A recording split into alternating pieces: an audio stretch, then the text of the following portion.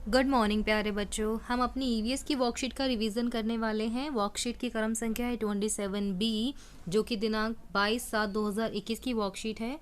Text book looking around और unit 11 the value of flowers. ठीक है, as usual you'll write your name here and your teachers name here. ठीक है, start करते हैं। नमस्ते प्यारे बच्चों, आशा है कि आप सभी स्वस्थ एवं सुरक्षित होंगे।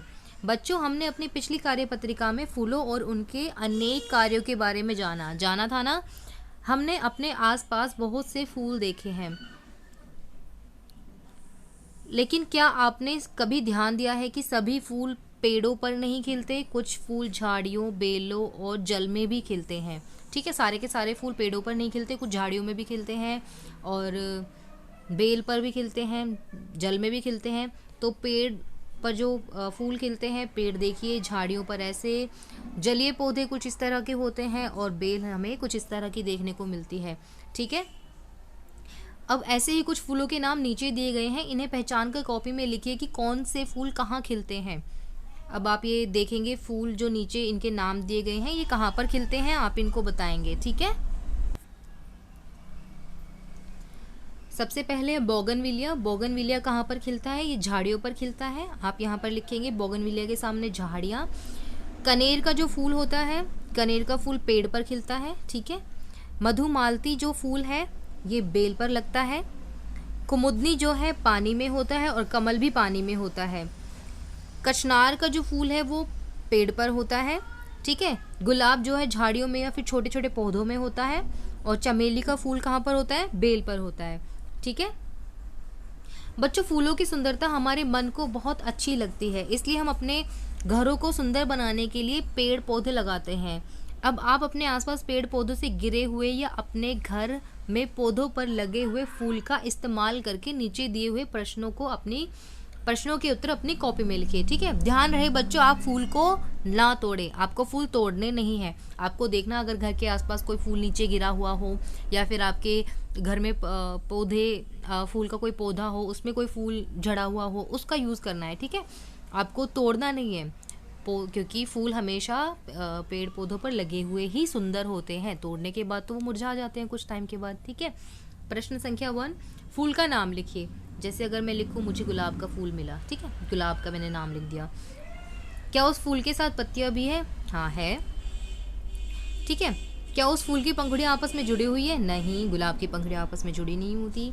क्या फूल किसी जगह खिलता है? यह फूल कौन सी जगह पर खिलता है? तो अभी अभी आपको बताया था कि जो गुलाब का फूल होता है वो झाड़ियों में, ठीक है, या फिर छोटे छोटे पौधों पर खिलता है। फूल किस रंग का है और उसकी खुशबू कैसी है? तो फूल जो है हमारा गुलाब का फूल कैसे रंग का होता है? ये लाल रंग का है और उसकी भीनी भीनी सी खुशबू है। फूल के खिलने की समय अवधि क्या है? तो फूल 4 से 5 दिन और अक्टूबर से मार्च के महीने में खिलता है। ठीक है, क्या यह फूल किसी काम में लाया जाता है? हाँ जी, बिल्कुल लाया जाता है। सुंदरता के लिए, सजावट करने के लिए लाया जाता है और इस से गुलाब जल भी बनता है। ठीक है, और उस फूल का चित्र अपनी कॉपी में बनाइए। गुलाब का चित्र आप अपनी कॉपी में बना लेंगे। यहाँ पर हमें गुलाब का, आपकी पिछली वर्कशीट में गुलाब का फूल दिखाया गया था, उससे देखकर भी आप बना सकते हैं। ठीक है,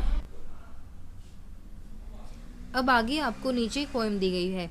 दी गई कविता के द्वारा फूलों के जीवन के बारे में बताया गया है। कविता को पढ़कर फूलों की विशेषताओं को अपनी कॉपी में लिखिए। कविता आपको साथ साथ पढ़नी है मेरे, पढ़िए।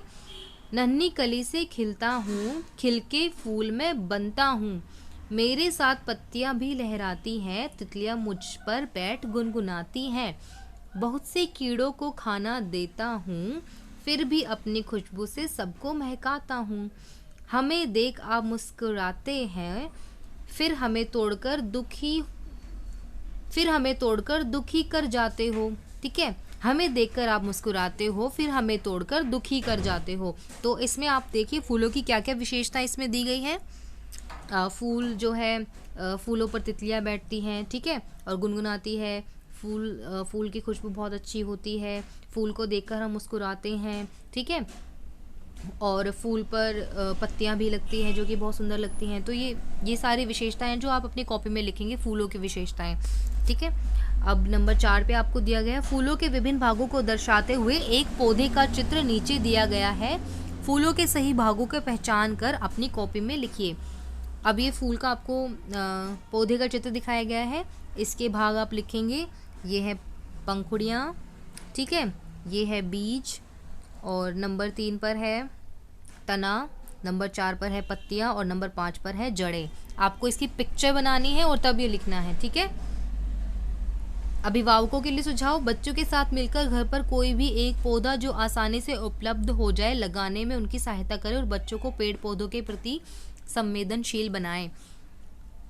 और आपकी ये वर्कशीट है, आप इसे कंप्लीट कीजिए। इससे रिलेटेड जो डाउट्स हैं आप वो पूछ सकते हैं, ठीक है। तो अपनी वर्कशीट कंप्लीट कीजिए। थैंक यू बच्चों।